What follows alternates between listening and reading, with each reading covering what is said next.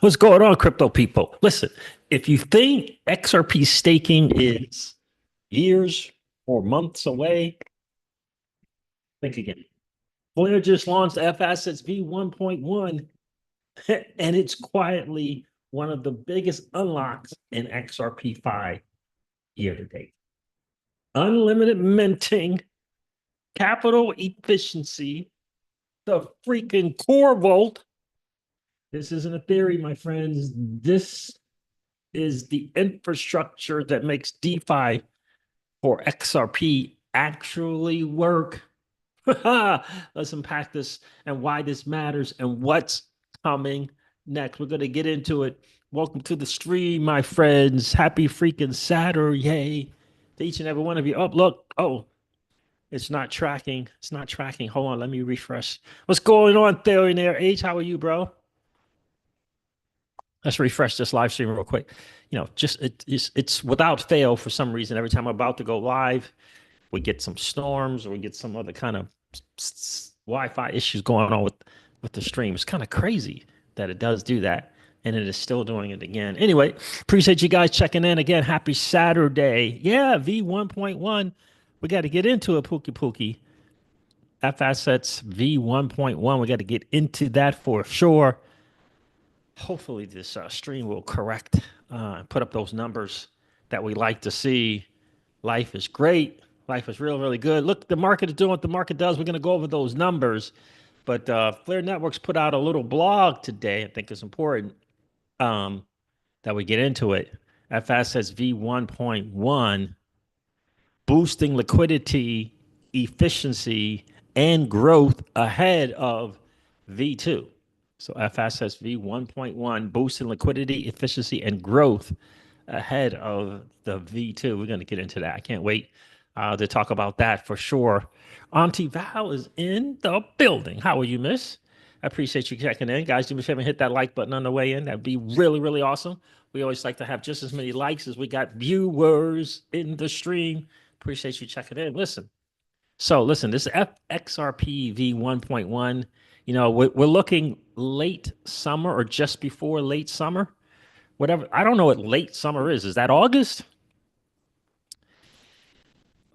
I would think late summer's, in the July, August. So before that, apparently, this is going to go live on Songbird, which is going to be awesome. The core vault is a significant player. I don't know if we understand enough about it. It's a core element in this whole thing.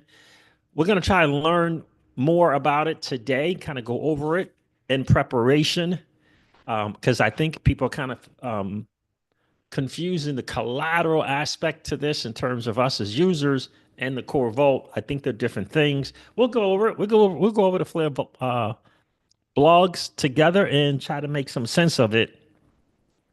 But in any case, for me, it is definitely going to be bringing value to XRP holders. And of course, we'll do things like risk management. We'll do things like portfolio management. We're not talking about being 1000% of all your assets in one place ever, right? So we'll get into that as well. Appreciate you guys checking in. The market is doing, fam, what the market does. We'll go over those numbers. I'm about to upload a video for my exit strategy in the Patreon, the mastermind group, after learning a couple of more things. So I'm actually updating my exit strategy. Yeah, it's gonna be really cool. You can join the Patreon. It's free for sure to join for sure. But it's a really good deal.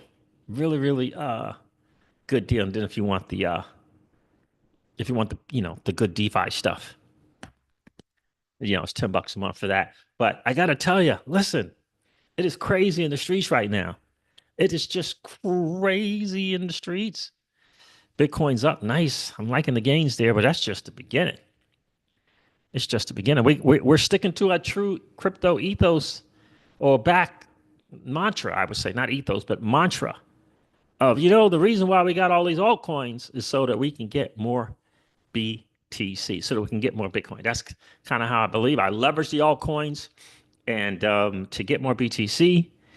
And then in bear markets, I keep a certain amount of altcoins because they have a nice ROI. They have a nice risk adjusted return to them, of 50%, 70%, 90%, 100%, whatever it is, right?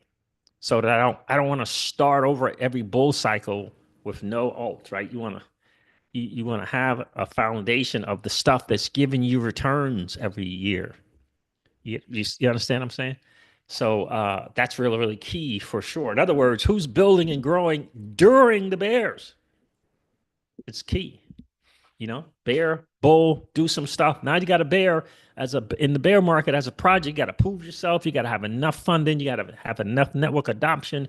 All of these things lead to a return, a risk-adjusted return asset. Risk-adjusted return asset is giving you a return even in the bear, right? That's important. It's hugely, in addition to your DeFi strategy for the bear with your stables. All right, so those kind of things. So we're going to definitely get into it. What's going on, Brother Crypto? How are you, my friend? CJ says, Brother Crypto says, CJ, DeFi is it, man. It is it. DeFi is it, man. It is. If you know what you're doing, it really is. It's not enough to just know how to push some buttons.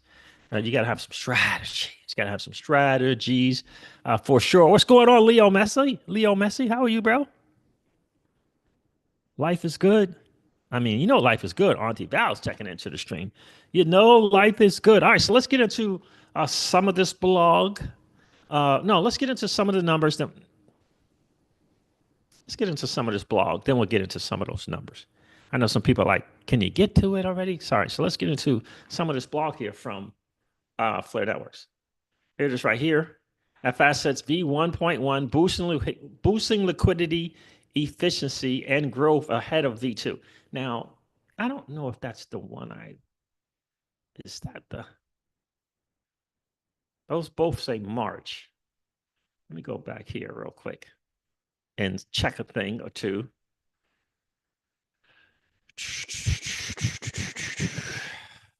Let me check this real quick.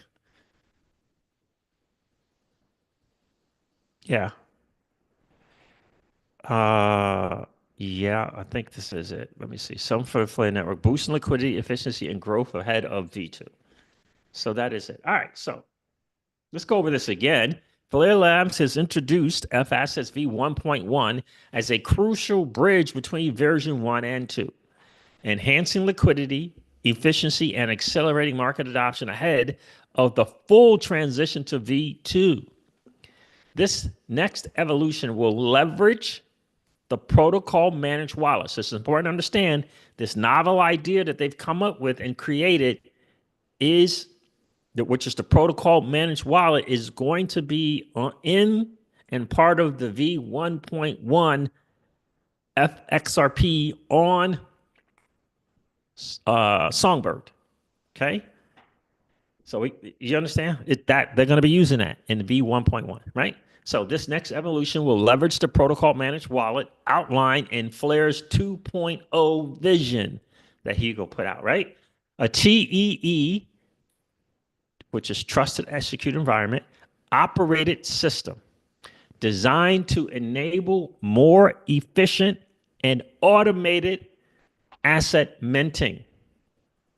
Okay? So this PMEM, right, is part of the TEE operated system. So you understand that's how they built it in. It's going to be in that kind of system, right? It's important to understand that TEEs are becoming more and more popular. More projects beginning to use these TEEs. But this protocol managed wallet is a novel idea, and I think it can be a game changer for the layer 1 blockchain Flare networks. All right, so immediate benefits of FAssets v1.1. And after I read this, I'm going to check in to see who else checked in. Then we're going to get into this core vault because I think some people kind of maybe missing that. So immediate benefits of FAssets v1.1. Unlimited minting. Version 1.1 enables unlimited minting of XRP, significantly increasing its availability on Flare. I did a video, not live stream yesterday, pointing out the fact that we're going to have XRP that we can use to participate in DeFi. Remember, the DeFi allows you to have more strategies and make the assets that you hold more efficient. It's more efficient capital when you utilize it properly in DeFi. Not all your XRP. You don't need to use all of it. In fact, if you use all of it, you can't use the full suite of strategies available in DeFi. You don't want to use all of it, right? So anyway, all right. So unlimited, significantly increasing the availability on Flare's ecosystem, right? This is essential for FAssets adoption and overall ecosystem growth. You watch the lending and borrowing that's going to go on. Watch the lending and borrowing. Pay attention to that. Capital efficiency. By reducing the capital intensity seen in version 1, version 1.1 makes the system more efficient and viable for broader adoption. It also eases the burden on agents maintaining the required collateral due to fluctuating asset prices and high minting rates. Okay. What else? Faster deployment. Since version 1.1 retains most of the V1 code base, it requires significantly less testing, allowing for an earlier launch and ensuring FXRP is widely available well before late summer. So remember, Songbird is the canary network for Flare Network's mainnet. So it helps, even though you're using live money, it's a testing ground. It's a way to fix, to discover some bugs. It's a way to test how things are working. It's a way to catch bugs, all this stuff. But you're using live money there, right? The gains you get, the value you get is the gains and the value that you get. But it's a testing canary network for testing what will eventually get to mainnet. We'll eventually get to mainnet, right? So, all right, fast deployment, I read that. Continued use on Songbird. Due to its improved capital efficiency, FAssets in version 1.1 can remain on Songbird even after its launch on Flare. So it's, again, massive, massive, massive, massive. So Songbird will have the 1.1 even when the 1.1 goes on Flare, which I think is awesome, for sure. Because the core vaults will have a different type of assets on Songbird, and I think it's important as well. With that is, for the Songbird token holders, right? They got 1,000 or 10,000, whatever of Songbird. They can do more things with this particular protocol, version 1.1 on Songbird. So, and I think that's important. Additionally, the timely deployment of version 1.1 is critical for the adoption of Flare's ecosystem and the upcoming XRP staking mechanism. XRP staking is expected to go live around the same time as the FXRP version 1.1.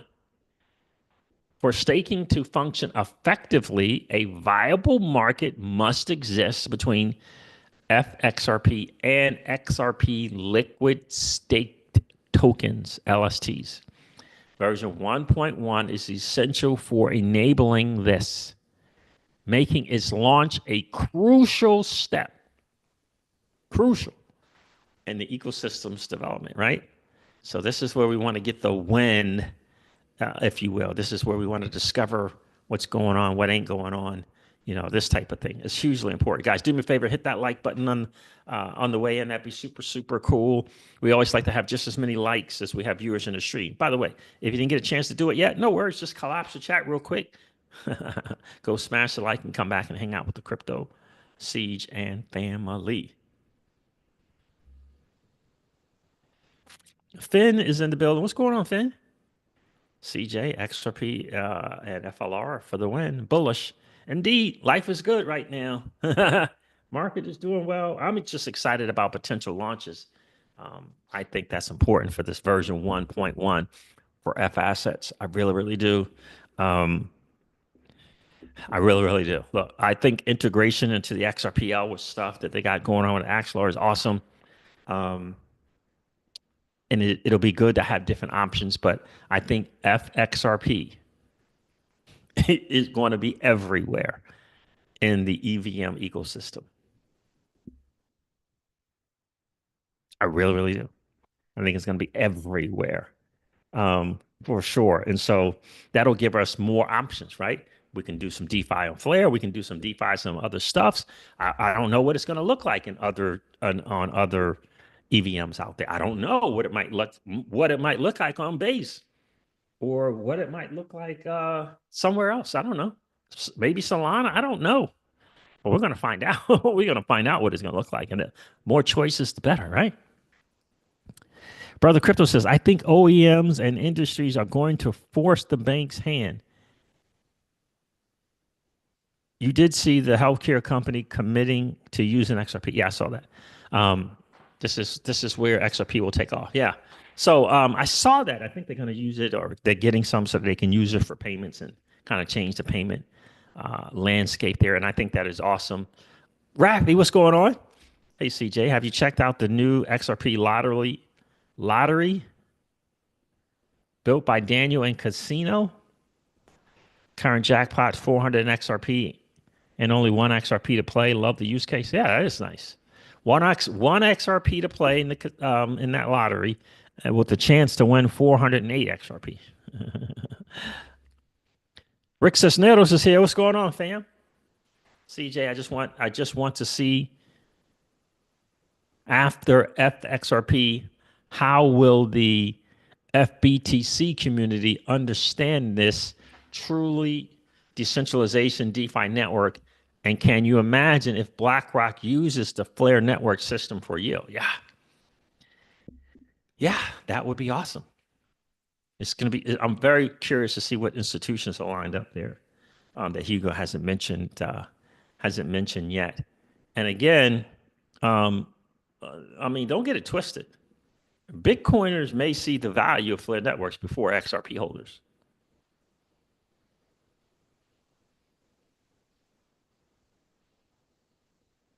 They look, the vast majority of the Bitcoiners understand how money works better than the vast majority of XRP holders. They just do. They understand it better. They've researched, they've done the homework, they put in the hours to learn. I was just listening to like a multi-gazillionaire dude,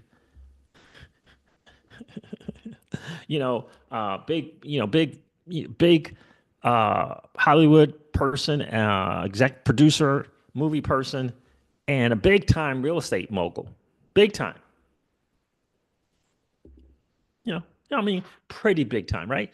If you got 20 homes and you got several commercial properties and Airbnbs and commercial properties, um, right? That's pretty big time. It's not Cardone necessarily, but still pretty big.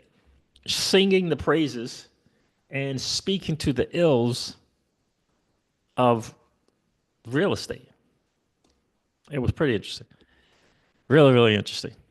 But wrote a book about proof. I think it was called Proof of Money is the book. I forget the guy's name. Proof of Money. See if you can Google Proof of Money. Rick Cisneros says, this is what I am. This is what I am hoping for, to rally the XRP communities. Yes, says Rick. Yeah, I hear you. That is a goal. Look, either you're going to understand what's really being built and what's really going on with Flare networks, right?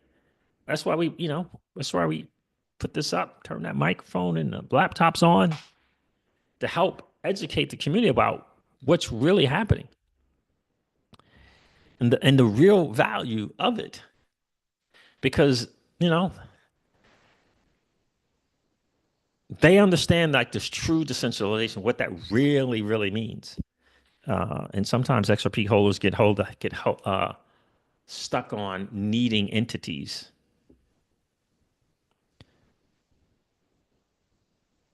Miguel Castillo, what's going on, bro? How are you, Miguel? When is XRP going live at Flare? There's no set date yet. It's prior to late summer, whatever that looks like. Late summer is generally August. It's prior to late summer. So no hard date as of yet. Thank goodness we're going to have a bull run that we can kind of concentrate on and take advantage of and get some profits. A little bit of laddering out, if you will, a little bit. Because remember, this thing is going to this cycle is going to go into 2026 and probably quarter two, probably possibility of quarter two 2026. But looking now, it looks like for sure quarter one 2026. So that's March. So from now to March of 2026, it's going to be a couple of pullbacks, and they're going to be, pretty significant. It's how you manage those, right? They could be 35 to 45% pullbacks in the bull cycle. Right. So you understand that as well. So I appreciate all you guys checking in for sure. Let me continue the rest of this article because I think again the version 1.1.1 we got to be prepared for it, what it's looking like. And I think a significant part of it, major component to it, is understanding these core vaults and what it's going to look like. Because I think a lot of people are still kind of stuck on the old collateral model. And Hugo has stated in a couple of spaces that there is no need for the old collateral model because of these core vaults. Okay. Now, which one of these things about core vaults do I want to read? Do I want to read this one? A deep dive into core vault design.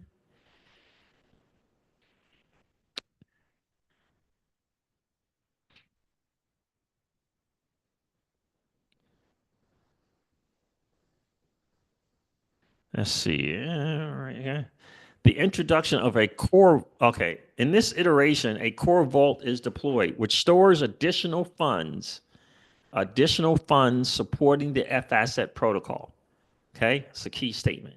Stores additional funds supporting the FAsset protocol, which is, in reference to FAsset v1.1, FXRP, right? This vault increases asset liquidity, minting rates, and agent profitability across the FAsset system. It is secured by a combination of escrow accounts that time lock vault funds, and a multi-sig of trusted entities, thus providing the FAssets with a decentralized reserve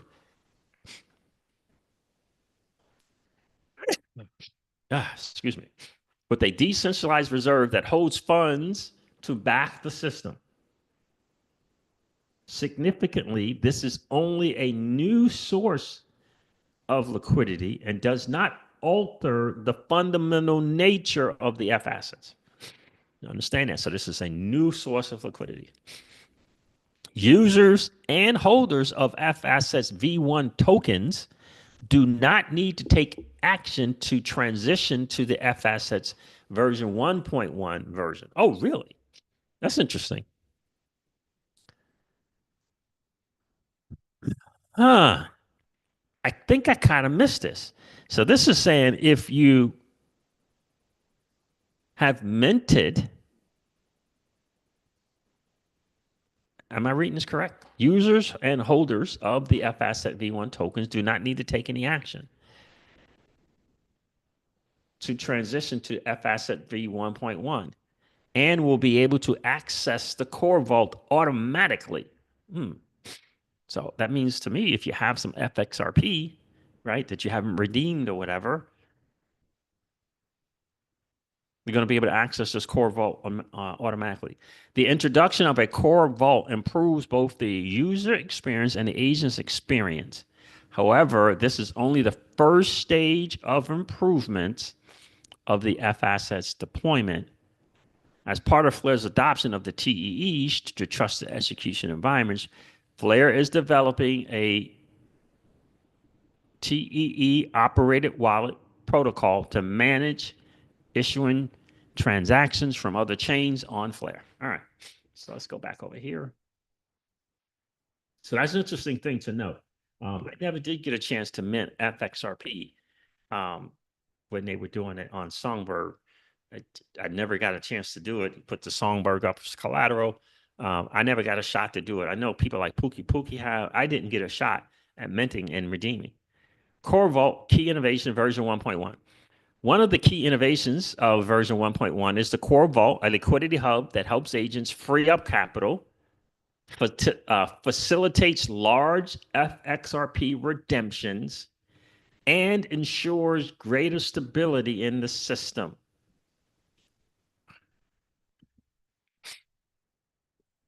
Large FXRP redemptions. We're talking big players there, I'm pretty sure. Key functions of the Core Vault. Liquidity enhancement for the agents, right? Remember, this is the Core Vault is an added source of liquidity, right? Liquidity enhancement for agents. Agents can deposit XRP into the Core Vault to unlock their FLR collateral on Flare. This freed up collateral can be used to mint more FXRP or for other purposes. Conversely, agents can withdraw XRP from the vault by locking more FLR as collateral. So I'm thinking about these agents that might be proficient in DeFi, in the things they're going to be able to do with the Core Vault. That's one thing I'm thinking. All right, direct user redemptions. Users with large FXRP holdings can redeem FXRP and receive XRP directly from the Core Vault. Unlike agent-based redemptions, these transactions take longer and require KYC approval. Now, who do you think is going to be doing KYC approval? This is going to be institutions. It's going to be big players. All right, and require KYC approval, but facilitate large transfers effectively. Okay, so that's going to be the big players. Multi-layered security. The Core Vault is secured through a combination of escrow accounts that time lock vault funds and the corporation of trusted entities via the multi-signature authorization, providing FAssets with a decentralized reserve to back the system and ensure transaction integrity. XRP funds are stored in escrow accounts with portions released daily to minimize security risk. If a security threat is detected, the Flare Foundation can activate the alert mode, freezing operations to prevent unauthorized access.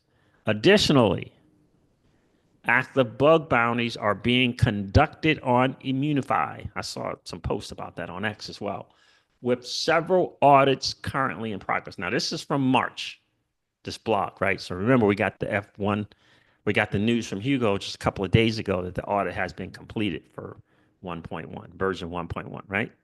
So understand that. Looking ahead, FAssets version 2 and the protocol managed wallet white paper will be released soon, detailing how FAssets will enable even more efficiency and secure non-smart contract assets minting, playing a key role in building and expanding a thriving Flare DeFi ecosystem for XRP and beyond. So to me, this is an added measure of liquidity and security. This is a way to keep, it's like, to me, it's like an oil keeping the engine running. It's kind of how I look at it.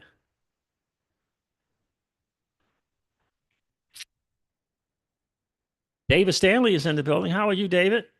Where are you checking in from, sir? Hi, CJ. Thanks for all the Flare information. I would like you to do a video on how to wrap and delegate from beginning to end.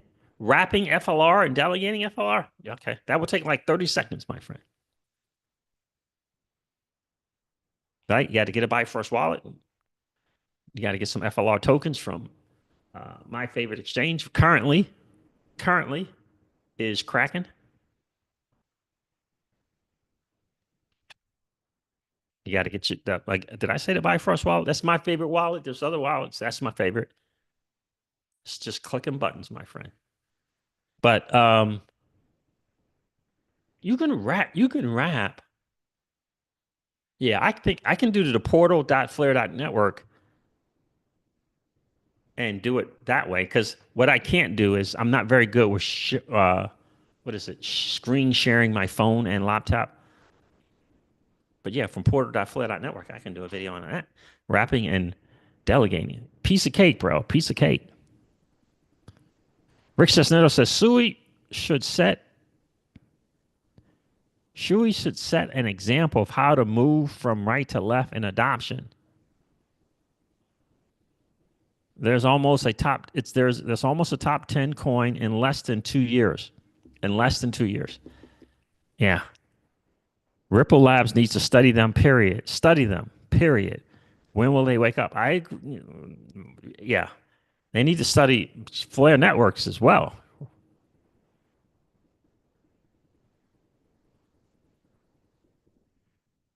Here is more evidence that Flare and Ripple Labs custody company Medico will work together in the future.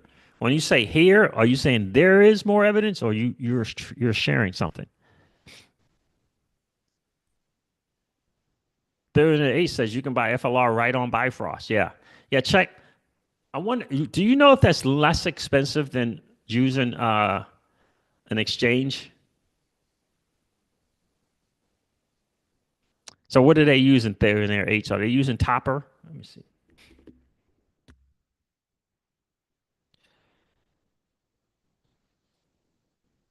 Are they using Topper to do that?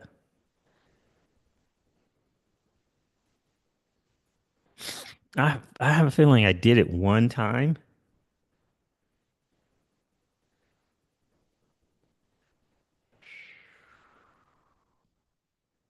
Yeah, it's Topper.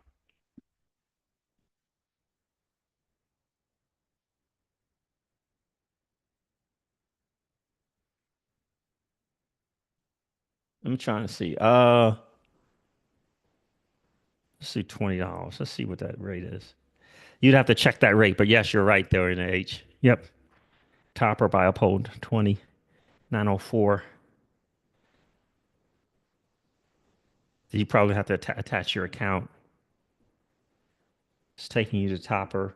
Yeah. So yeah. You got to check the rate minus the fee, um, and see which one. If if that's an issue, let's see which one might be a little less expensive to do.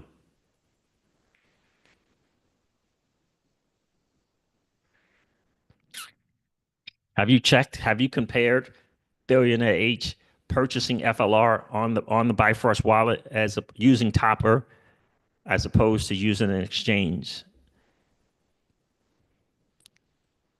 Move accordingly is in the building. How are you, bro? Hope all is well, CJ, and the market is doing what it does. That's right. It is indeed. Miguel says, with the large institutions are the only ones that will be allowed to participate since you need. No, it's only that one part of the core vault, Miguel, that institutions will be able to do that. It's just that one part, that the large redemptions. So it's just that part of the core vault. Regular people, the agents will be able to as well. Now, it says users and agents. So maybe I think that what I read though was large redemption. So we'll have to see. And so maybe, but you might be right, Miguel. It might be that the core vault in terms of this redemption thing is just the institutions, but I don't think so.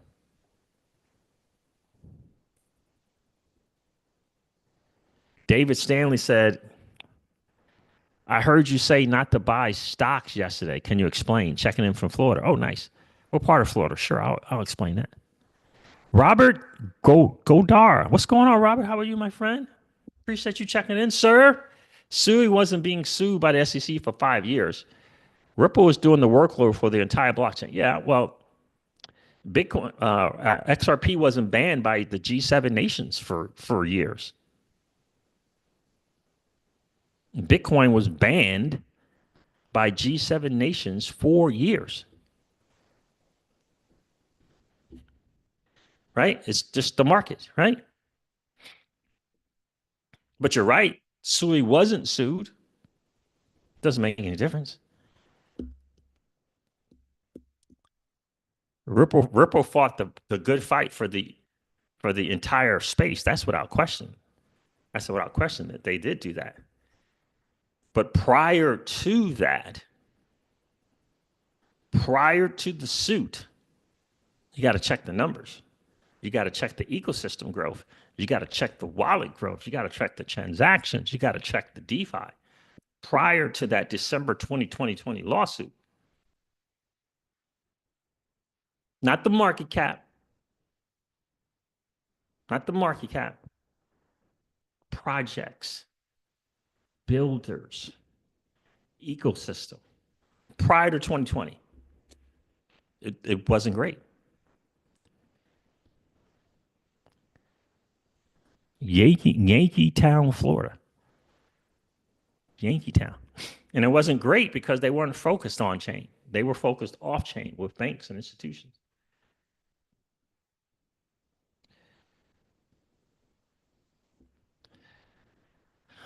Have you? I heard. Okay, David asked this question. I heard you say not to buy stocks yesterday. Can you explain? Can I explain? I would just. I think you mean why would I tell someone not to do that? It's because the return on your money is nowhere near the return that you get from the digital asset space, Bitcoin, and the digital asset space, and and you don't own the stocks. You own a representation of the stocks. That's probably the bigger reason.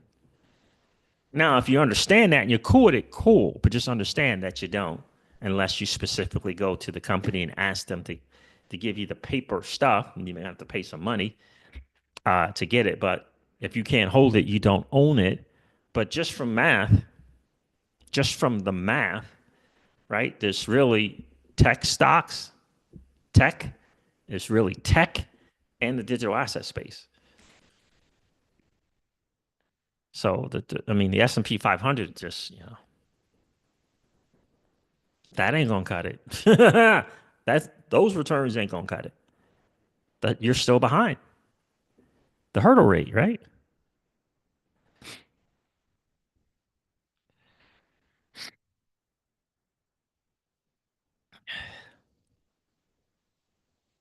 All right.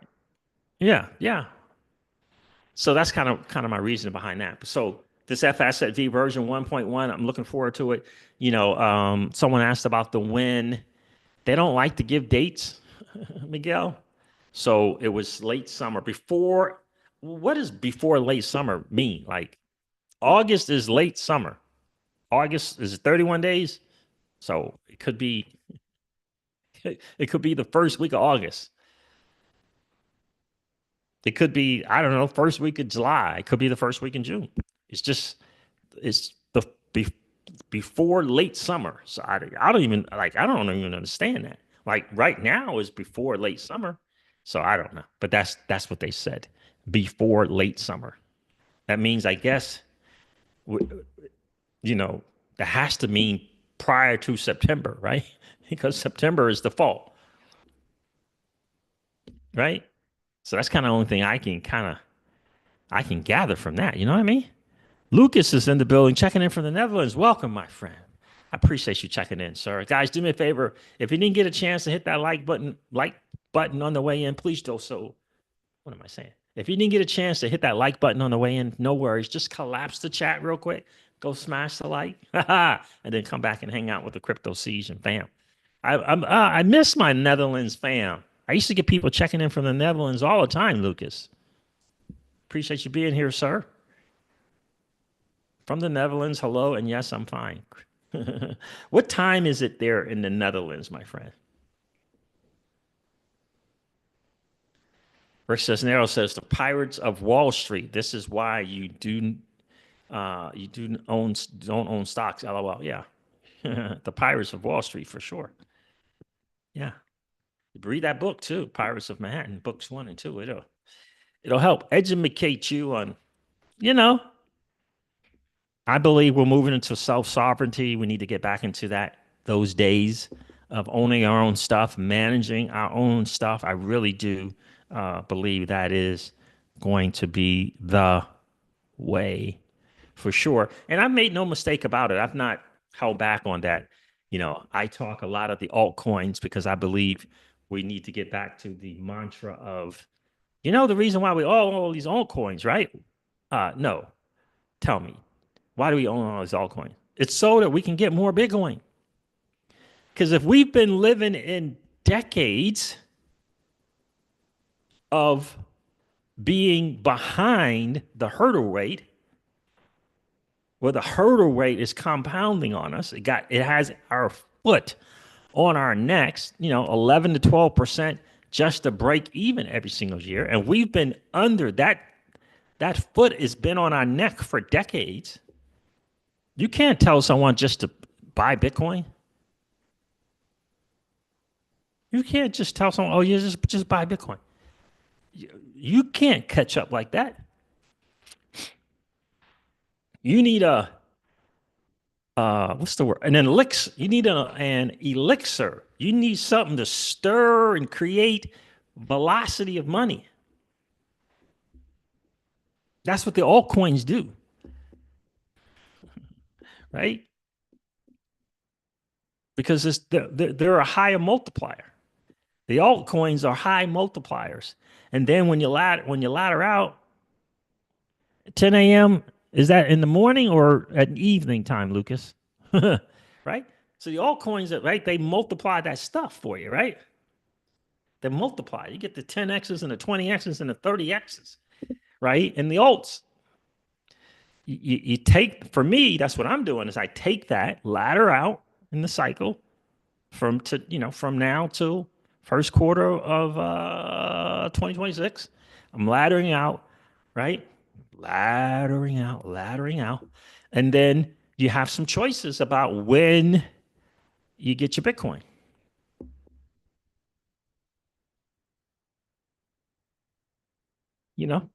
When do you get that Bitcoin?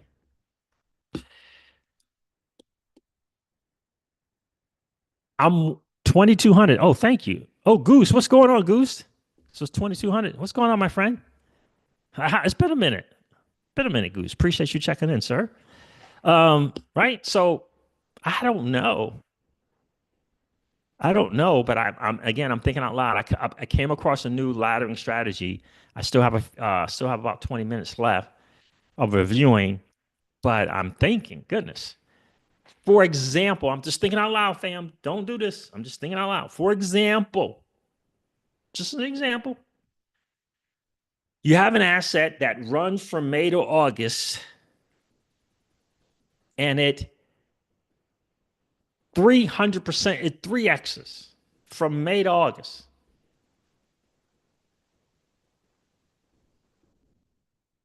And you take 30% of that. You got an asset. You take 30%, not all of it, 30% off of the three. You take 30% and you cash it into stables. What are you going to do with those stables? I'm thinking to myself, wouldn't a nice strategy be to take half of those stables and buy Bitcoin? Because Bitcoin might not, might, and it doesn't really matter, I don't think. If Bitcoin is going to be $1 million one day, and you took your dirty, nasty fiat and you invested in an asset that in the last 90 days, you might have been holding on to it for who knows, but in the last 90 days, it 3x'd.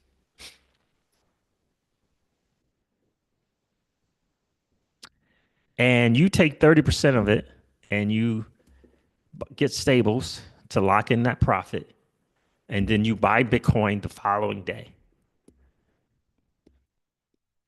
You use your dirty, nasty fiat to buy an altcoin that tripled, did a 300x, 300, a 3x.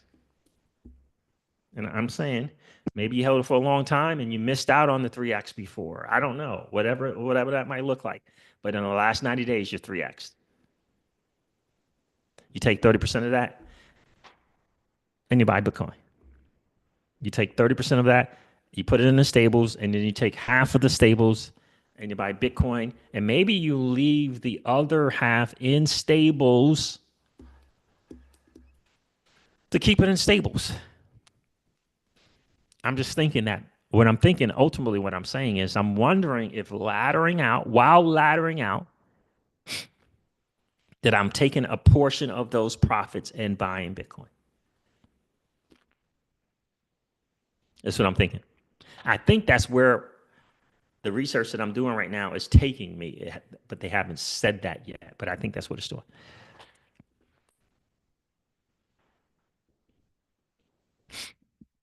Goose says, all good. See all your videos and them, but not always able to watch them live. Oh, I appreciate that, sir. Appreciate it. Lucas says typo. What was the typo? Oh, okay. I got you. No worries, Lucas. Miguel says the yearly stock gains counting for inflation is 6 to 7%. Maybe. That's right. Most is 4 to 5. That's right. Can't ever see myself ever investing in stocks. I hear you, Miguel. This, look, I hear you. I have one stock, and that's coin. That's it. I will be getting MicroStrategy, but that's it. That's for me. It's kind of how I will be getting some of the MSTR. I tried to get some today, couldn't do it. You can't get fractionals.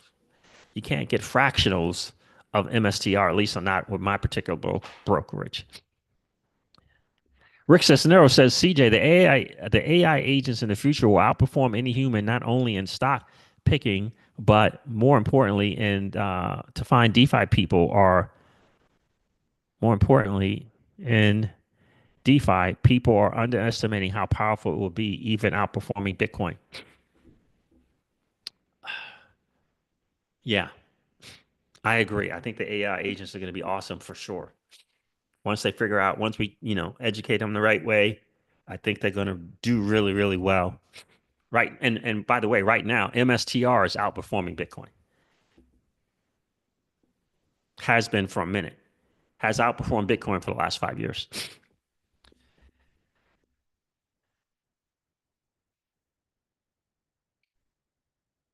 So that's kind of how I see things, Goose. I kind of see altcoins leveraging them for to get Bitcoin, right? Because again, if you've lived in 20 years or 30 or 40 years of the debasement and real inflation on your neck with a hurdle rate of 11 to 12%, you can't just say, "Oh, okay, I'm gonna take some whatever I have left over to buy Bitcoin." Right? We need to speed up the money, right? Make it more efficient, right? And the way to do that is the altcoins. Without question, that's the way to do it. That's the way to do it. And then, once you get the crypto and you get the moon bag and now you're in DeFi, you can leverage it even more so. But it's kind of what it is. I don't know if there's another asset that's going to get to $1 million. Right? And I tell people this all the time, and I'm not sure why they don't understand it. Because it's just money. Like it's when people think about not doing Bitcoin, they think because they think technology and they think all of these sub things, technology, not great for payments.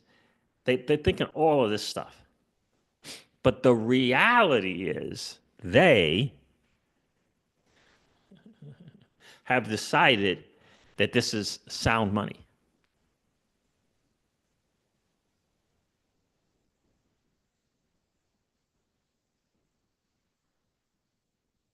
I mean, that's what they've decided.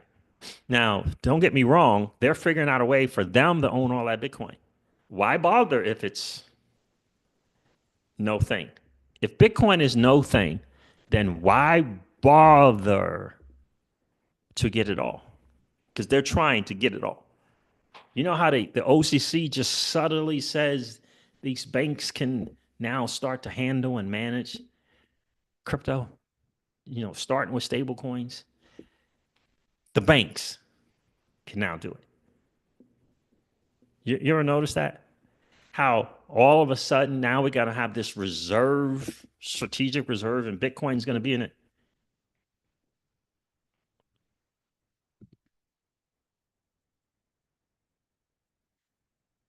You ever think about that? Like there's something that they've realized. They figured out some stuff, right? They figured out something. If BlockRock says they've, and it's not just the fact that they can get these money off of fees, they figured out some other thing because they're paying attention. They're paying attention. I was listening to a guy, I don't know. It's a very, very odd way of um, getting to the end and understanding that finite is finite. It's something about that people are missing that I missed in the beginning. I mean, again, I was in Bitcoin at 400, 500, 600. I think one time even 200, like not understanding. So it takes a while to kind of understand it. Then I got hypnotized and became enamored with 2017, 2018 runs and just totally forgot Bitcoin. Got enamored with XRP doing its crazy thing. Got enamored with other assets. You know what I mean? That happened.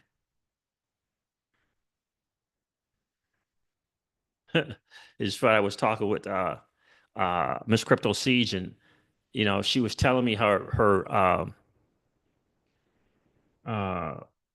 her profit loss gains thing, and with her one time, 4-figure purchase of Bitcoin, right?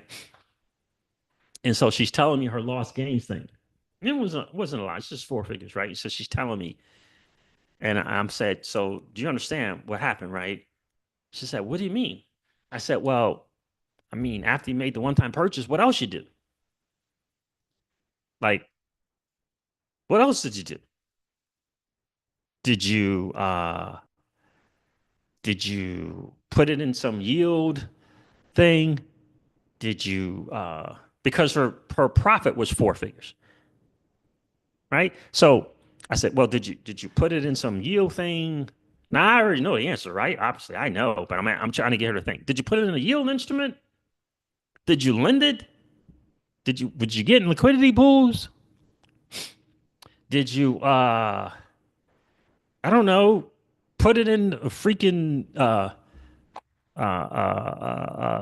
what is that? A Powerball thing and have it spin around and all of a sudden you got more? What did you do? After you made the purchase, what did you do? Did you buy real estate?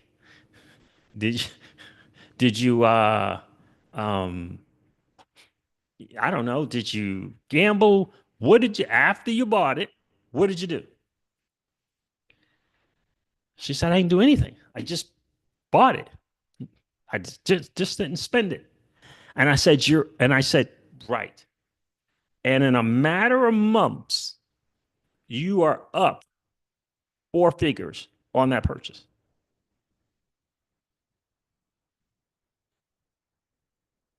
And you didn't do anything.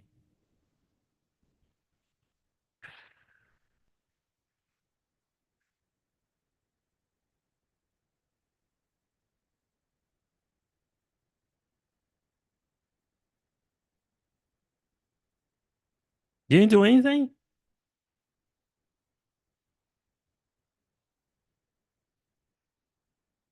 And see, right. And she finally like, huh, I took dirty, nasty fiat out of the banking system. God, right? I took 39 cent fiat out of the banking system. I purchased an asset. I saved. So I took money that I earned in business. I bought an asset. I saved the asset. And I got a four-figure return in less than 120 days.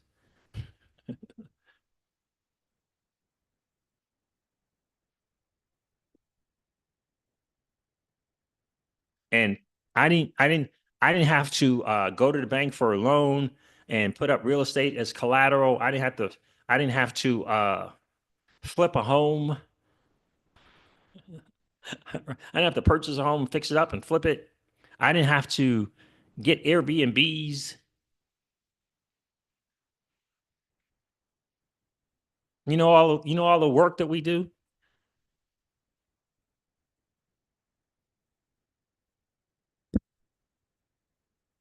I didn't have to close a sale, and I love closing sales. Okay, I didn't have to close a sale. I didn't have to present and then close. Um, I didn't have to build a funnel, and I love building funnels. I didn't have to do marketing. I didn't have to do an email campaign. I didn't have to social media.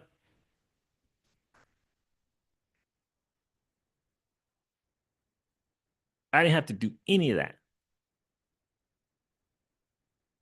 And four-figure gain in less than 120 days.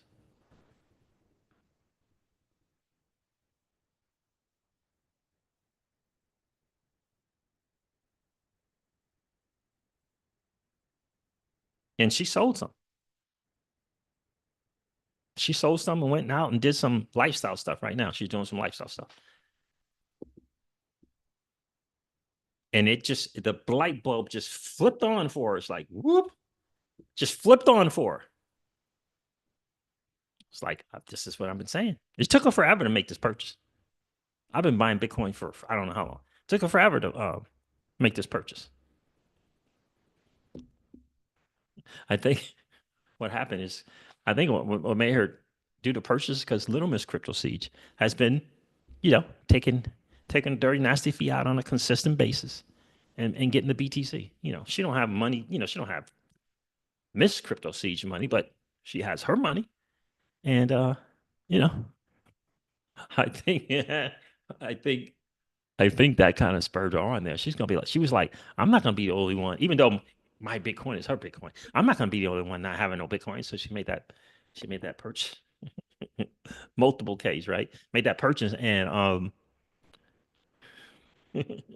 I think that's why. I think that's why it's funny.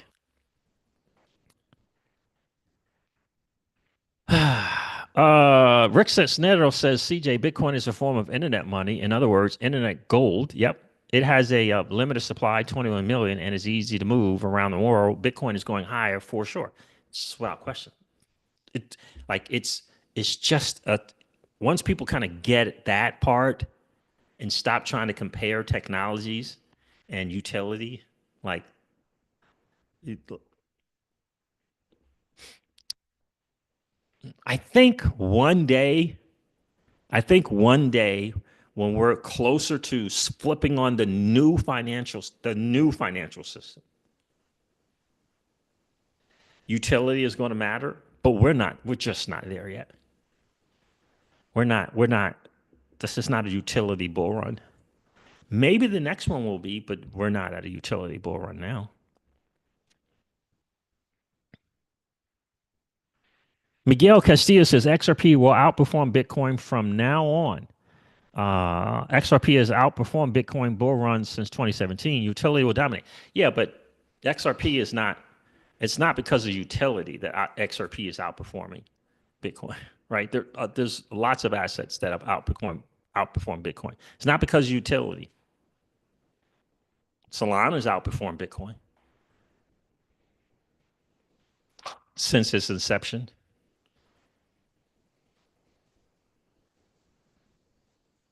Okay. Um, I I do see.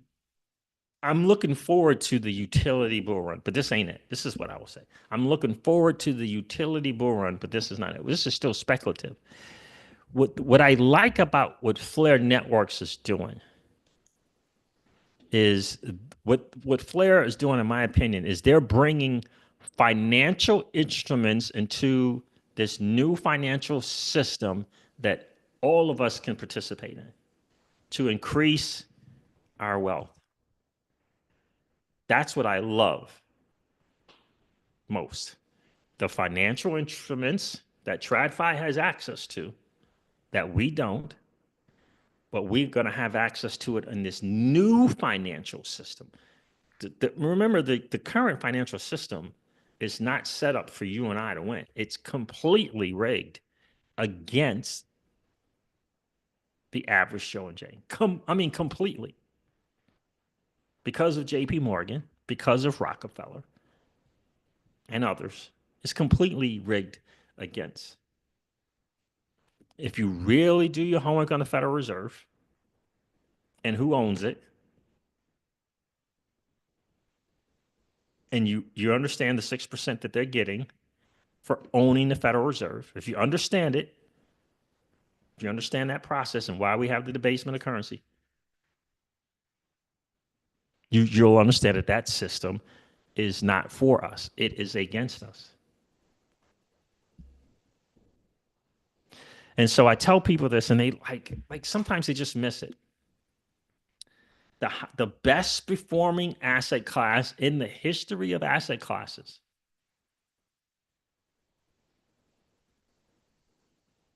is the digital asset space. The best performing asset in the history of this new asset class is Bitcoin. It's 27 million%. 27 million%.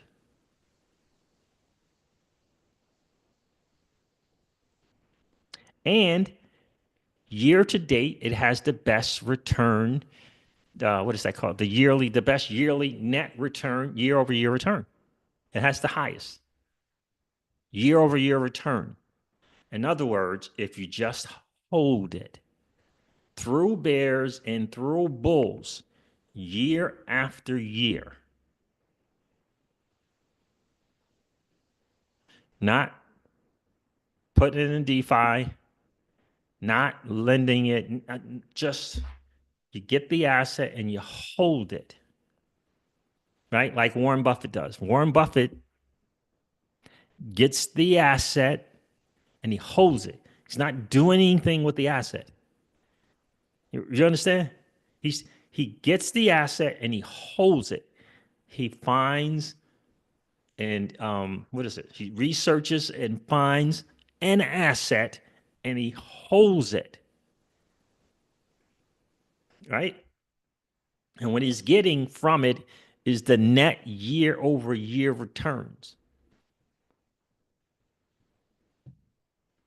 Because everyone, I say, participates in that, right? Everyone participates in the net year over year. Every asset, I should say, participates in the net year over year. Every asset, stocks, the S&P 500, the NASDAQ, crypto, gold, all of them participate in the net year over year return asset. They all do it. They all do it. They all have a number. And Bitcoin is the highest. So I think it's 130%. It's the highest.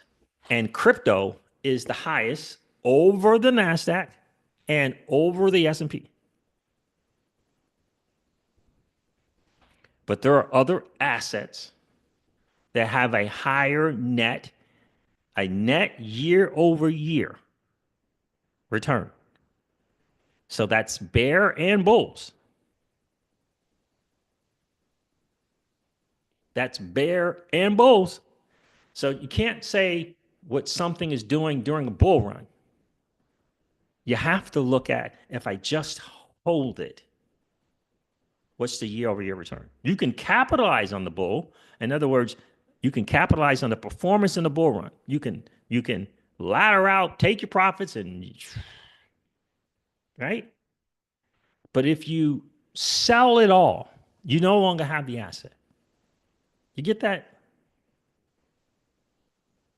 If you sell the asset, you no longer own it. It's gone. So I don't care how it's performing. If you can't, if you sold it, now you don't have the asset. What you want is an asset that produces a net year over return that's outdoing the hurdle rate so that you can keep some of the asset and hold it. That's what you want.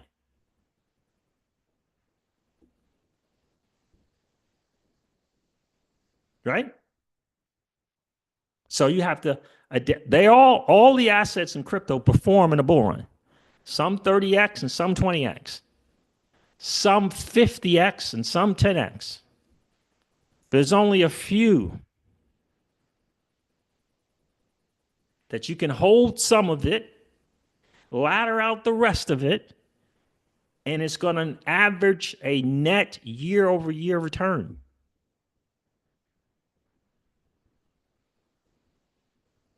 There's a big difference. There's a big difference between an asset performing in a bull run and an asset that's giving you a net year over year return from just holding it. Let me give you an example. There is an asset out there called not VeChain. What is this OG asset? I'm trying to think of the name of this doggone asset. My dude ka-ching. I mean, my guy ka-chinged on this. Now he put six figures in the investment, so you got to understand that. What is the name of this asset? I want to say Zig, or it starts with a Z. How many OGs remember an crypto asset that started with a Z? It's not VeChain. It's Z something. They actually were on they were part of the remember that platform that came up with the cryptos, the crypto domains? I forget the name of that. They came up with the crypto domains. Zilliqa. That's it. How many guys remember? How many guys have been in the space long enough to remember the digital asset Zilliqa? I'm curious to know. Who remembers Zilliqa? ZIL. This is a prime example.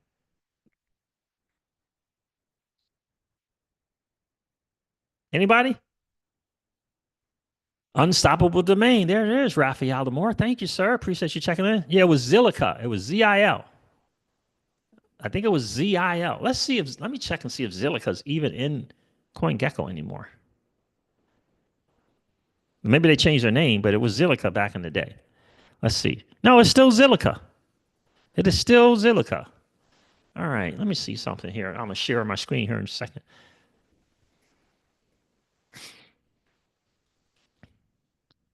My guy, yep. My guy put six figures in this thing. Okay, yeah. All right, let's take a look.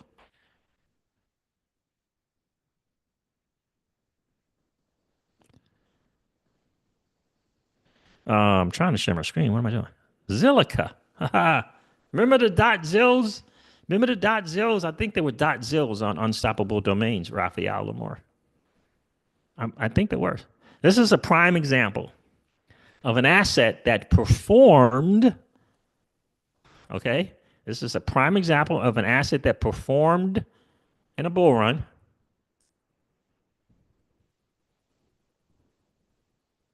Here we got. Let me see some. What does this say for all-time lows? 002. Okay, that's not, yeah, it's down 94%. But performed in bull runs, right? February 18, 17, 18 cents from 4 cents. 2020, 004 to 17 cents. That's pretty good, right? 004 to 20 cents, pretty good. Zilliqa. It's pretty good, isn't it? It's nothing to sneeze at there. 20 something X. 004.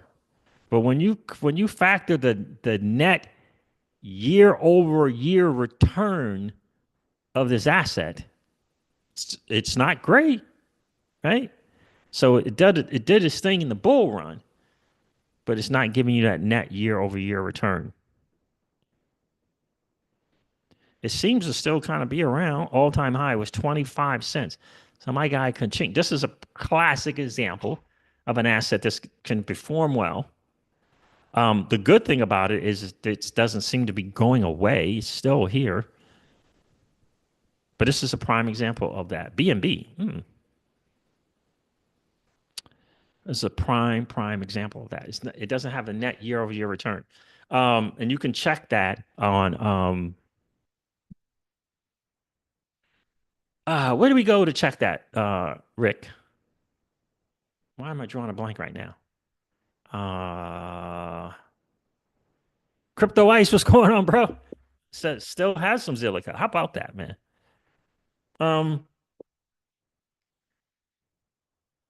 Into the Cryptoverse. You can go to Into the Cryptoverse. You could plug in numbers for ZIL.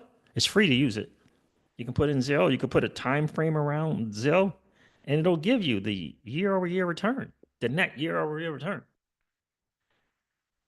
David Stanley says, hey, it might be a good time to buy some ZIL.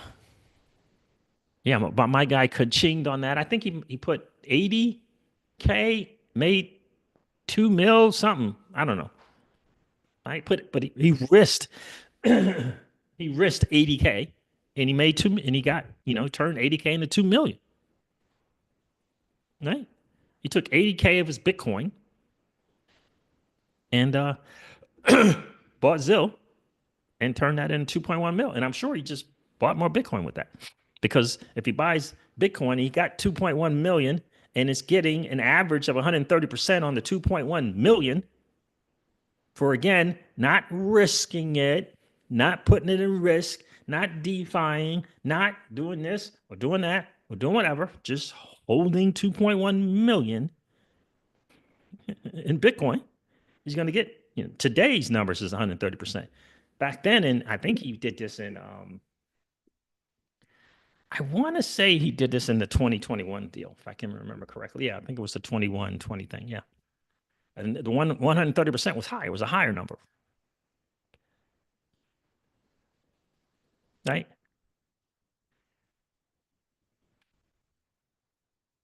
Crazy. That to me is the key. It's not what it's doing in the bull run. It's what it's doing if you're just going to hold it. You take advantage of the bull run, of course. If you're up 10x, why are you not taking advantage of that? Of course you want to. You don't want to do a round trip like a lot of people did in 2017, 2018, including yours truly. You want to do a round trip. You want to take ladder out, take some profits, right? But you want to be able to hold on to an asset if you just hold it, it's going to give you a net year over year return. Right now, I think there's 3. Let me check my I think it's Bitcoin, Ethereum, Solana that are producing this net year over year return. Well, how do you get to produce the net year over year return? It's when your blockchain is growing in adoption during bear runs and bear cycles. All right. So what happens is it goes up this thing, but it loses less, if you will, and losing less, and the ecosystem is growing in the bear, right? What's the asset that's retaining its value through the bear? It's retaining its value. It's growing its ecosystem, right? Solana is just a prime example of that. It's the prime example of that. More and more projects built on Solana that people use, right? You got all this meme coin stuff going on over there. And then you got Drift Protocol, then you got Camino Protocol, then you got Marinade Finance, and you got Margin Fi, right? You got Radium, you got Meteora, right? All these things that you need Solana, need the Sol token to go and operate on, right? That's what they did, right? In addition to all the meme coin stuff that people want to harp on the meme coin stuff and they forgetting all the other stuff. All the other stuff has billions of dollars in TVL in each one of them. In each one of them. Billions. In each one of the 6 or 7 things that I mentioned in TVL. The meme coins over there with Pump.Fund. And you got these 5, you got these 4 to 6 stuff with just about $1 billion and billions in TVL in each one of them. That's utility. We don't have that on the XRPL. We don't have it. What we're waiting on is an institution or something to save the day. And I would argue that it ain't happening. The institution is not going to come and save the day. More use cases like XP Finance coming to the XRPL, looking to become the Aave of the XRPL. Right? We need a money market. We need a nice DEX with some swaps and perps. Right? We need a staking thing. We need a liquid staking thing on the XRPL. If we want that chain to get massively adopted. The good thing about if you hold the asset XRP is you can take the asset other places here shortly and gain value from having your XRP. Unfortunately, you got to do that on other chains because we don't have it on the XRPL yet. I just mentioned XP Finance. Have you checked it out? Do you see what's going on? Because this one project, Ripple, they haven't produced anything on the XRPL.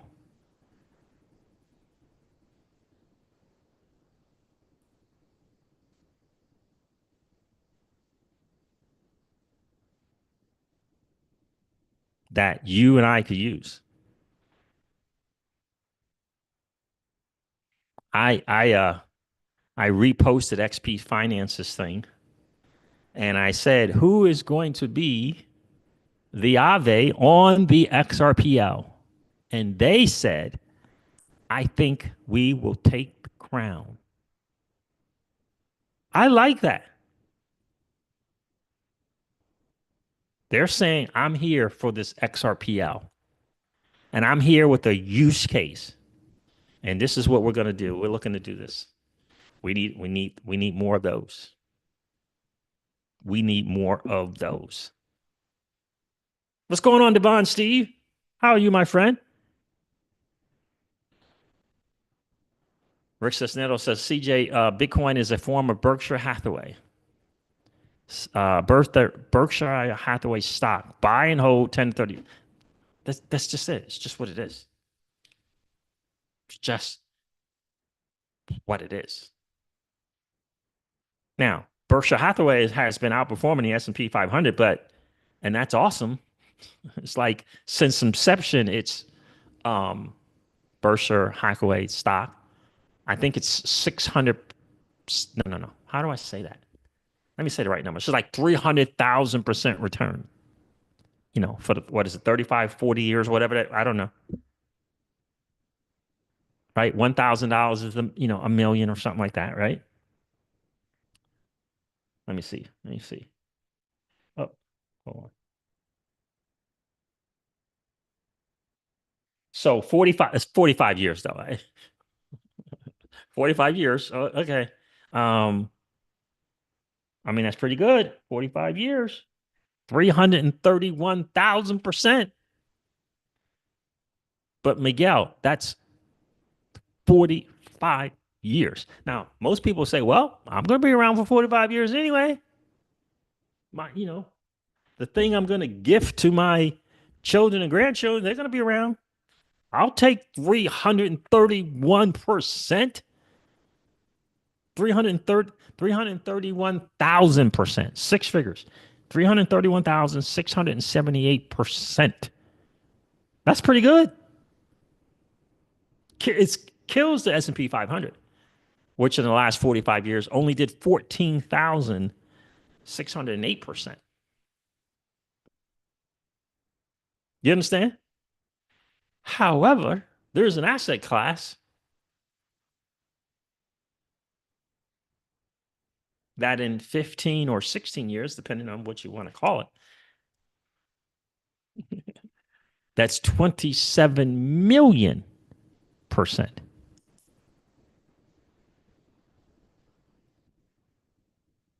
What's going on, Devon Steve? How are you, my friend? I appreciate you checking in. Like, it's just the numbers. People get hyped. They get personal, and it's the numbers. The numbers are the numbers. The numbers are the numbers. The best performing asset class is the digital asset space. The best performant, or if it's a performer in that asset class, is Bitcoin. People want to say, well, it's been around longer. Well, it's got the hype. Like when you go to deposit the returns from your Bitcoin or your other crypto, do they say, well, did you do some marketing? Did you have first movers advantage? Before you deposit this, did you have first movers advantage? Did they ask you that before you deposit the gains? I don't think so.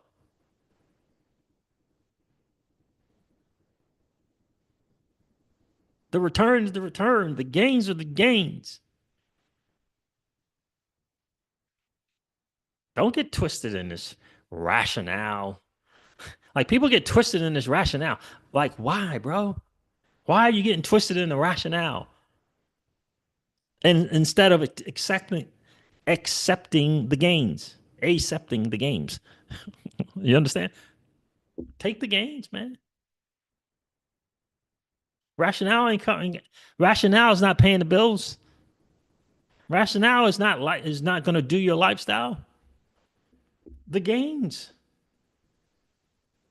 are going to do that. I just realized that I got away from the mantra that I constantly heard every day in 2016, 2017. The reason why we have these altcoins is to get more Bitcoin. I look at it as Bitcoin is the savings. The altcoins are the investing. How am I handling my investing? Am I becoming a better investor? Am I on a journey of becoming a sophisticated investor? Am I leveling up? Am I reading the books? Am I listening into the podcasts? Or am I hanging out on Netflix?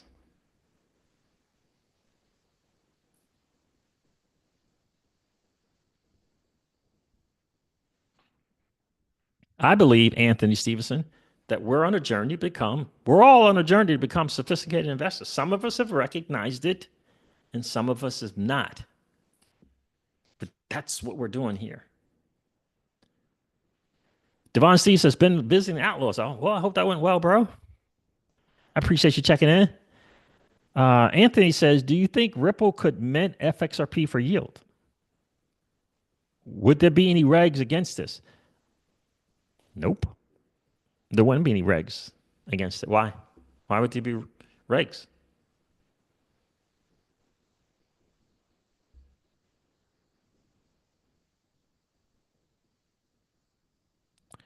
right? And minting FXRP is not a securities violation of anything, right? If it was, you and I wouldn't be able to do it. So I would say, yeah, when they get that XRP out of the escrow, well, you got two things there. You got the individuals that can mint FXRP, Brad, and Chris, David, and Monica, and the company, just like any other institution, can mint FXRP. Yep. And I believe they're going to. I believe they're going to mint some XRP. Ripple, Ripple,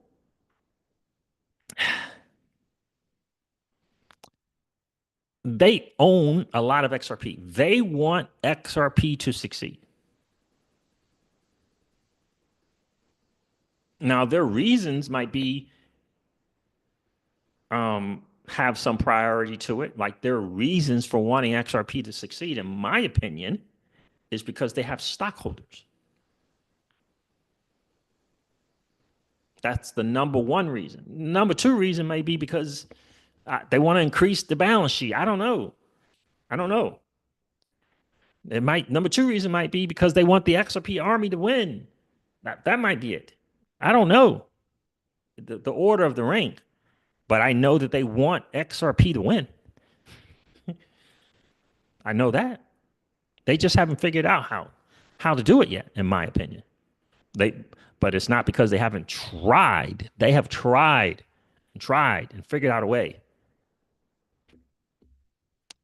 But make no mistake about it. They want XRP to win. They want the blockchain XRPL to be a significant player in this new financial system. That's what they're building out. They want to put that blockchain be part of this the new financial system. It's designed. It's in essence, it's a really massive ledger. I mean, it does a lot of native primitive. It has a lot of awesome native primitives to it, to the XRPL, which is awesome. And institutions will figure out how to take it, not take advantage, but use it, leverage it in a way that's great for the institutions for sure. But I mean, don't get it twisted. They want XRP to win. They just, in my view, just haven't figured it out yet. And maybe I don't know. Maybe they said, we have our hands in a lot of stuff. Let's come together with people who also align with us that want to make XRP more valuable, more use cases for XRP.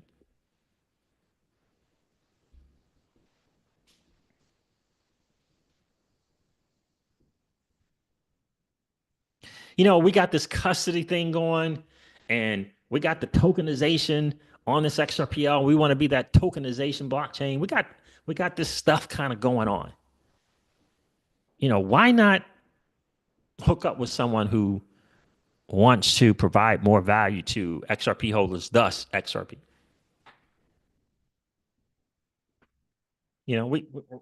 They're not focused. The other people that might be wanting to bring value to XRP, they're not doing tokenization.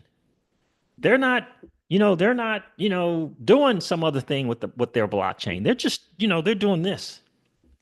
They want to be the blockchain for data. They want to do verifiable AI. We're not doing that. You understand? I think this is where Ripple has pivoted. You know, you know, uh, you know. I mean, David Schwartz says it all the time. We can't do everything for everyone. XRP and XRPL is not going to save everyone and do everything. It's not.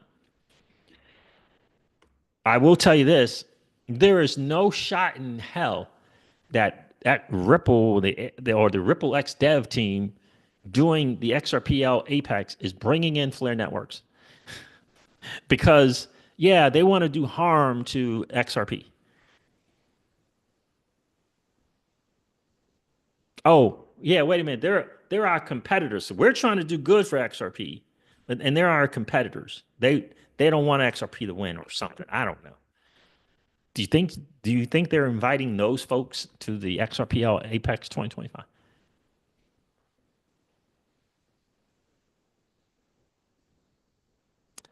I don't think so. So, you know what I mean? In other words, they see the value that Flare Networks is bringing and trying to bring to XRP holders. They recognize it. And maybe in the beginning, their dev said, "Hey, hold on a second. We can do it. We can do this thing. We can do this, and we can do it." And then they realize, well, maybe we can't, or maybe we need to concentrate our resources on this tokenization thing. You understand? You understand? That's what it is. I mean, it's plain as day to me.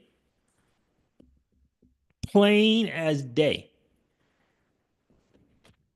And that's what we're about here. We're about, tell me about this project that is increasing the demand for the native asset XRP, thus creating value to the XRP holders.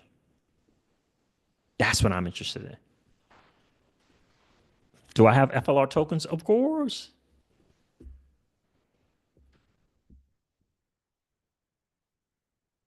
But Flare Networks is clear. They're trying to bring use case to this massive liquidity monster with I don't know how many billions in market cap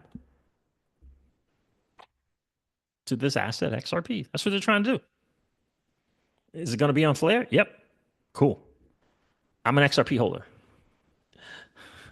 I go to where my assets are treated best.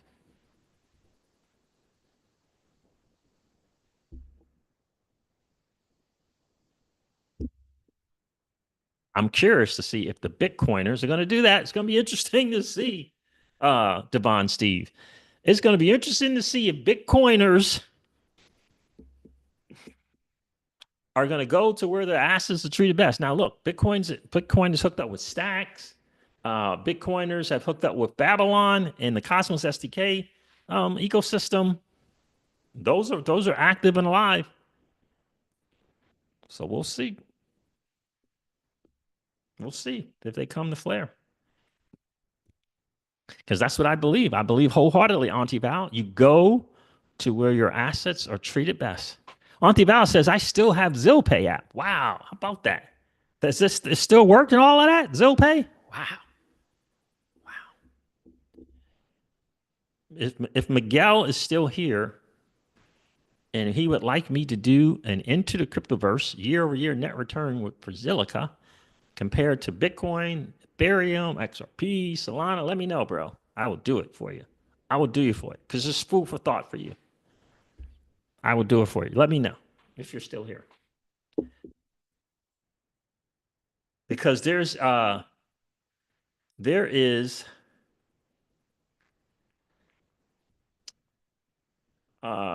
what's the word I want to use? It's just a not mis there's a misrepresentation of the truth. How about that? There's just a misrepresentation of the truth.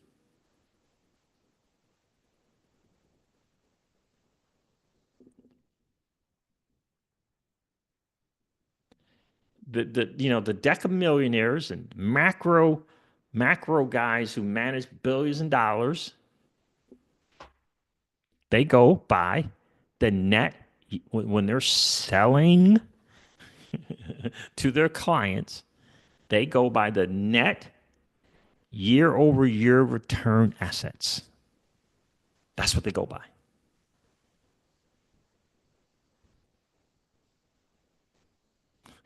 And the crazy thing is they're only trying to get to 10, 12, 15%. Just cray cray. Which is cray cray in my view, right? All right. So I covered that.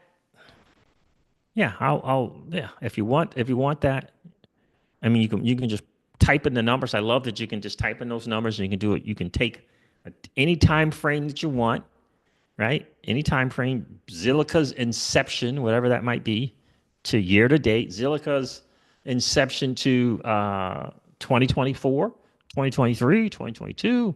You can put in, and then you can put the other asset Bitcoin in there. You can put the other asset XRP in there. You can put the other asset Solana in there, and you can just look at the numbers. The numbers are numbers. It's not my, it's not my number. It's the numbers, right?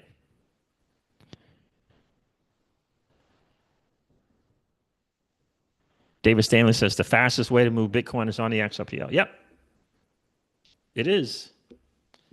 It is. But the XRPL, yeah, the fastest way to move is on the XRPL. Yep. Is that a wrap version when you put it on there? I love that. Who's the guy who built the that app there that lets you move Bitcoin? He's doing some stuff internationally, but nothing in the US yet. Who's that? Who's the guy who built the app where you can move Bitcoin on the XRPL? Who is the guy? What's the name of the app? I forget it. But yep, you're right. That's the fastest way to move Bitcoin.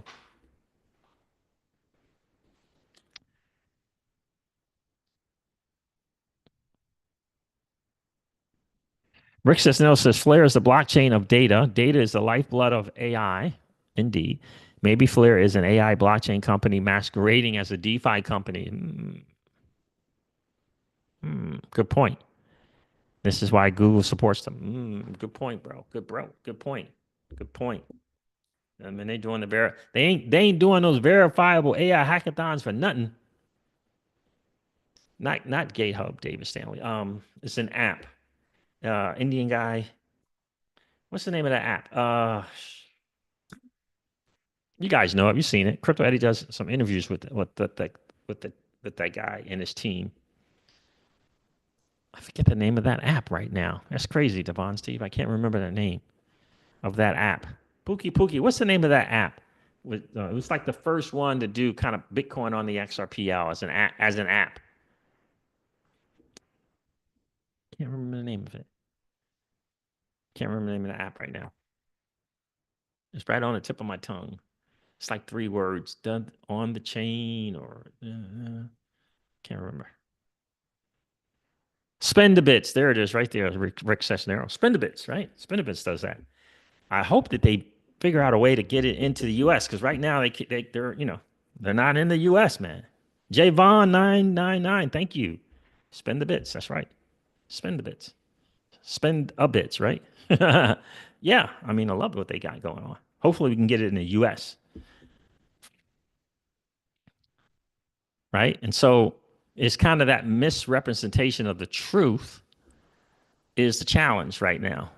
Again, I think people say, I can say for me, I became enamored with the multiples from the 2017, 2018, those X's, those 20 and 30 X's.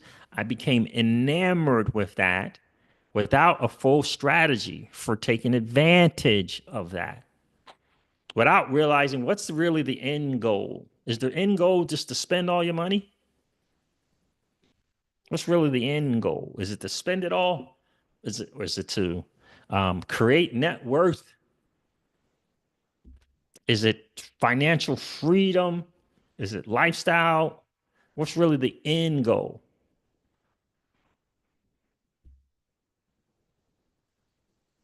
Is it to buy nice cars but still keep a job? What's really the end goal? Right? This is the thing we have to ask ourselves. Like we like to get up and go. We like to get up and go. We like to, we like to fine dine and we like to get up and go and we like to hang out, having awesome conversations. Right? That's kind of our thing. Right? Well, in order to be able to do that, for us, we have to have a freedom from the 9 to 5, right? So we built a business that freed us from the 9 to 5s, right? And so, but in addition to that, well, what kind of lifestyle do we want? What is that lifestyle looking like? What kind of lifestyle do we want in addition to the traveling, right? And then we just factor that in, right? We just factor that in. And the thing that I think that people maybe not taking the time to think about is how do you get to financial freedom? In our business, we call this thing, we call it the cost per acquisition. In other words, what's the time and the energy and the resources you're expending to get where you want to go? What is that looking like? I don't think there's one of the best examples I can give you is what Miss CryptoCeej did. There was her time, energy, right, was uh, opening up an app, right? Opening up two apps, making a purchase, and securing it.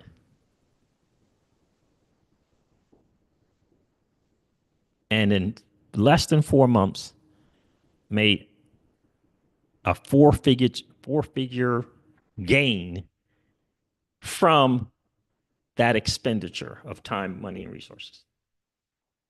Like, like, can you go to your a job, and how would you say it? Trying to think of a good way to say it. And profit, right? Because that's the deal. It's the profit of four figures. It's not earning four figures. It's a profit of. So if you make $5,000 a month, right? Can you in 4 months make an extra $1,000 from the same 40 hours per week? That's what that's like saying. If you make $5,000 a month working 40 hours a week and you're doing ABC job, that's your time, energy, and resources. Can you now make in your fourth month $6,000? Does that make sense? An extra $1,000. You're doing the same work. Maybe you're I don't know. Can you make an extra 1,000 from doing the same work? Or can you make an extra 1,000 without doing the work? Because that's what Miss CryptoCeej did. She made an extra four figures without doing any work, right? She did the work once. There it is. Boom. That was it.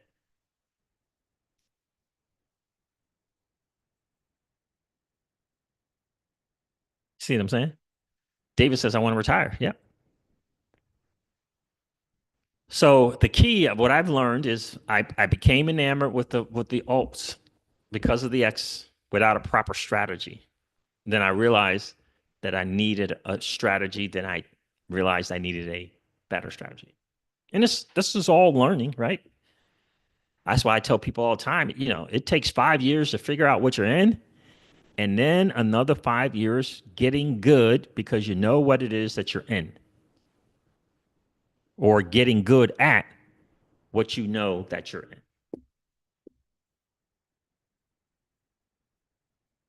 in. When you think about it,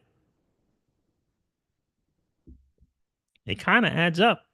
Think about your time in this space, right? Think about your time in this space. Where are you at? You at 10 years yet? Or are you at 5 years yet?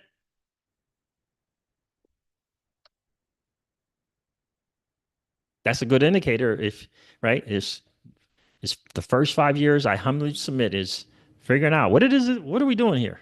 What is this thing I'm in? And then it's 5 years getting to know what you don't know, right? I think you get to a point where you know that you know that you know that you know. I used to train that all the time as an air traffic controller. I used to train my students, the people I trained who came into the building where I worked, that every single time. I would tell them after I got them done becoming a certified professional controller, I said, now you're beginning to learn what you don't know on the journey to getting to know that you know that you know. And I used to term it as, you're going to be either an A controller or B controller or C controller. It's up to you.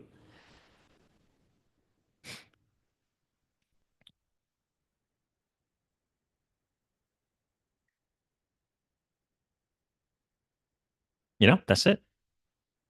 So listen, I hope it's been valuable to you.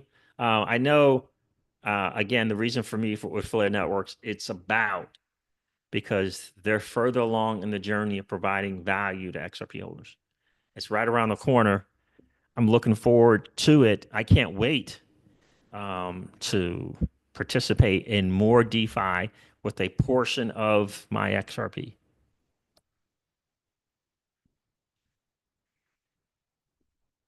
You know, can't wait to do that, right? To get that comprehensive full strategy of crypto and DeFi, of when, moon, bag, and stables and activities in DeFi. Once you get that, it's awesome. Once you get it, it's awesome. All right, fam. I appreciate you guys checking it. Do me a favor, hit that like button on the way out. That would be really, really cool. I really would appreciate it. It helps to get the channel out to more people who don't understand that there's a new financial system being built right underneath their noses. And we can help them by just hitting that like button so they can come out and hang out here with the CryptoCeej and fam. We can let them know the real deal, the real hindrance about old money, right? About old money not wanting us to win. We can let them know what's good. We can teach them about the Federal Reserve System that's been pillaging through their finances to their benefit and to our detriment. So hitting that like button on the way out be super, super cool. Now, listen, if you happen to be in that 55% or so of people that are hanging out, listening to and watching the CryptoCeej, do me a favor. If you have been enjoying those hangouts, please consider subscribing to the channel. And don't forget to ring that notification bell so that you know whenever we go live or whenever we upload a video. I'm going to end this one like I do all my videos and remind you guys of this. Old money doesn't want you to win. But that's okay, though, because you and I, we're already winning. And I would ask you to consider this or perhaps ponder the idea or notion of living your life permissionless. Oh, by the way, the old money don't want you to win merch is out. There's a link for that if you want to grab it. Grab some nice colors. If you want to be part of that movement, if you want to let old money know in your own way that you're hip to their game, but I found an answer to it. You're hip to their game, but you found an answer to it. You want to rock that old money doesn't want you to win merch. You can get it with the CryptoCeej name on it if you like, or without the CryptoCeej's name. All right, gang. I'll talk to you guys soon. See ya.